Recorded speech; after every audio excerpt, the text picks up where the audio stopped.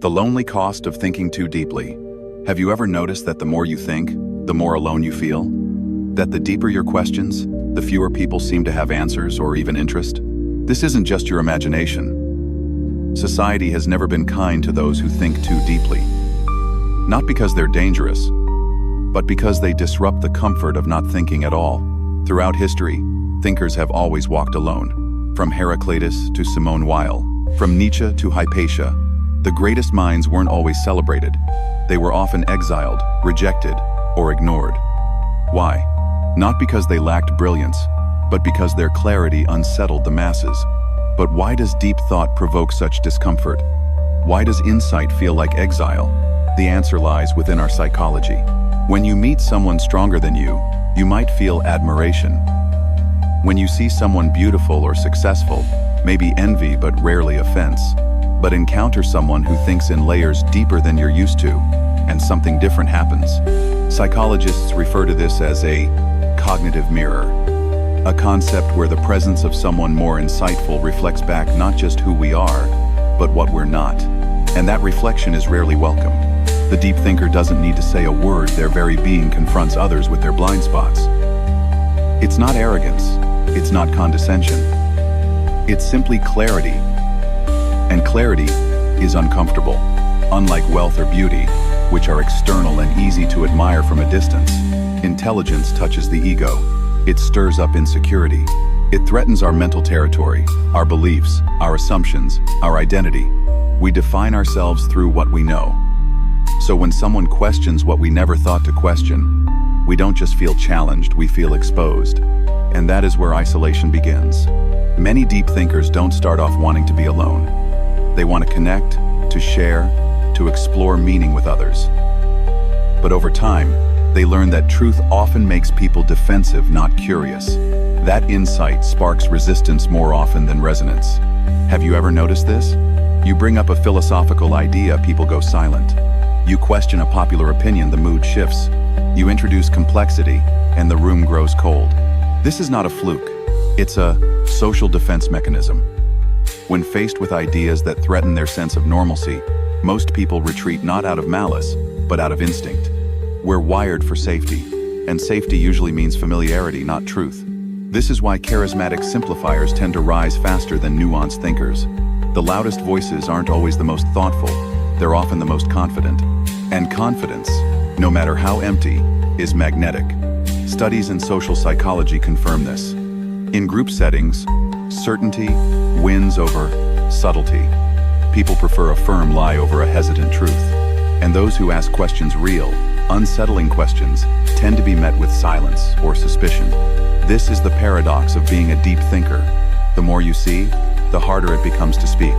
The more you understand, the more disconnected you feel.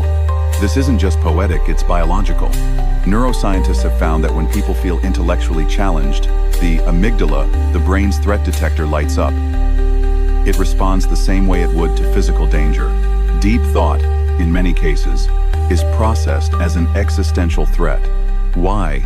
Because for most of human history, survival wasn't about being right, it was about being accepted.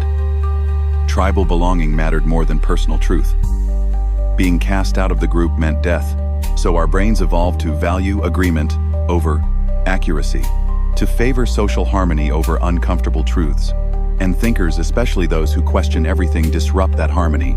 Even today, when someone in a group raises an idea that goes too deep, too far, too fast, the group reacts. Maybe not with violence, but with subtle rejection. A change in tone, a shift in eye contact, a quick topic change. This explains why deep thinkers often prefer one-on-one conversations or solitude altogether.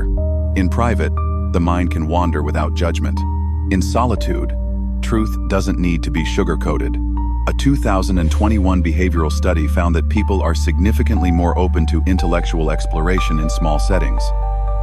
But in groups, they suppress critical thought in favor of fitting in. The deeper the thinker, the greater the threat to the group's equilibrium. And there are cognitive biases at play too. The Dunning-Kruger effect, those with limited understanding often overestimate themselves and reject those who know more. Status quo bias, the brain prefers what it already knows, even if it's flawed.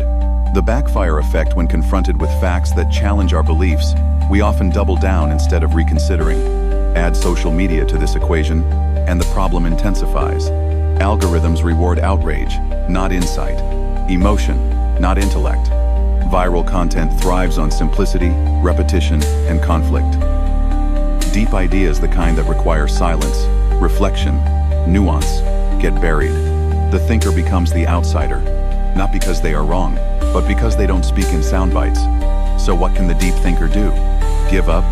Conform? Not necessarily, but they must understand the landscape they're walking through. Society is not built to nurture introspection. It's built for speed, convenience, validation. But that doesn't mean the path of thoughtfulness is meaningless, only that it is narrow and less traveled.